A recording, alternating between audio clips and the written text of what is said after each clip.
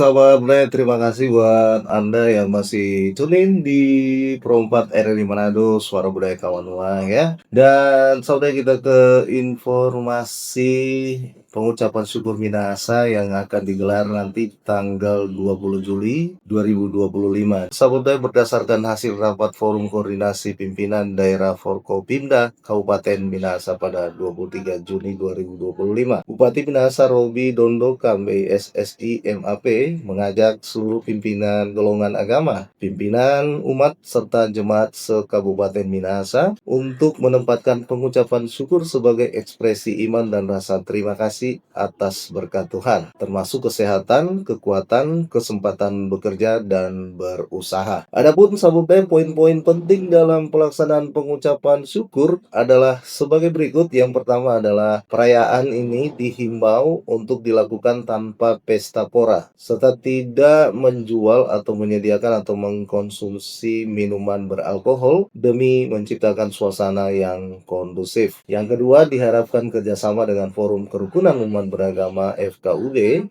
dan Badan Kerjasama Antarumat Beragama BKSAUA untuk menjaga ketertiban dan keamanan selama perayaan berlangsung. Sedangkan yang ketiga, koordinasi dengan Forum Koordinasi Pimpinan Kecamatan Forkopimcam dan seluruh pemangku kepentingan guna mengantisipasi potensi kerawanan dan gangguan yang dapat terjadi. Dan sahabat yang keempat, menjaga ketertiban sosial dan kelancaran aktivitas masyarakat dengan langkah strategis termasuk pengawasan bersama TNI Polri, pengamanan rumah ibadah, patroli wilayah rawan konflik, serta pengaturan arus lalu lintas. Dan sahabat daya, RD berharap pengucapan syukur 2025 ini menjadi momentum spiritual untuk memperkuat rasa syukur kebersamaan dan kedamaian di tengah masyarakat Minahasa. Saudara, itu dia poin-poin penting dalam perayaan pengucapan syukur Minahasa 20 Juli tahun 2025 ini.